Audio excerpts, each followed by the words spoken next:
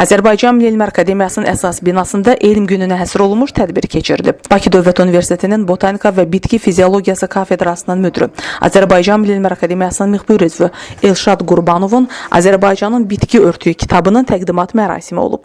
Mərasimi giriş nitqi ilə Azərbaycan Milli Elm Akademiyasının prezidenti akademik İsa Həbibbəyli açaraq ictimaiyyətə təqdim olunan elm gününə həsr olunmuş kitabın yeni dövrün 21-ci əsrin dünya miqyasında elm sahəsində qlobal çağırışlarına cavab verən əsər kimi mühüm əhəmiyyətə malik olduğunu bildirib. Bugün cəmiyyətimizə yaşıl iqtisadi zona, yaşıl iqtisadiyyat, yaşıl texnologiya, yaşıl energetika və yaşıl artım kimi müxtəlif yeni anlayış və baxışların daxil olduğunu deyən akademik İsa Həbibbəyli bu istiqamətlərdə elmi qurumlar və dövlət müəssisələrinin qarşısında qoyulan vəzifələr çərçivəsində fəaliyyətin daha da gücləndirilməsinin zəruriliyini vurğulayıb. Akademik İsa Həbibbəyli ölkəmizdə botanika sahəsində ixtisaslaşmış alim olan Elşad Qurbanovun Azərbaycanın bitki örtüyü kitabının elm məziyyətlərindən danışıb.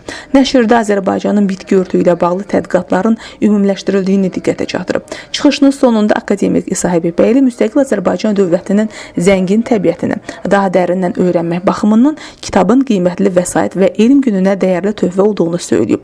Müəllifə yeni yaradıcılıq uğurları arzulayıb. Sonra çıxış edən Azərbaycan Milli Elm Akademiyasının vitse-prezidenti akademik İradə Hüseynova Azərbaycanın bitki örtüyü kitabının ərsəyə gəlməsinin aktuallığına və vacibliyinə diqqət çəkib. Bildirib ki, AMİA-nın müxbir üzvü Elşad Qurbanov tərəfindən hazırlanmış Azərbaycanın bitki örtüyü kitabı, Azərbaycanın bitki örtüyü xəritəsi və Azərbaycanın botaniki coğrafi rayonlarının xəritəsi 40 ildən çox müddətdə sistemləşdirilməmiş bitkilik tiplərinin müasir vəziyyətini nizamlı şəkildə tam əks etdirən mükəmməl əsərlərdir. Tədbirdə çıxış edənlər nəşrin müasir dövrdə Azərbaycan elmi üçün mühüm məlumatların toplandığı dəyərli vəsait olduğunu bildiriblər. Sonda kitabın müəllifi AMİA-nın müxbir üzvü Elşad Qurbanov çıxış edərək tədbirin təşkilatçılarına və iştirakçılarına minnətdarlığını bildirib. Leyli Naimiq qızı, Fərid Həşimov, Elm TV.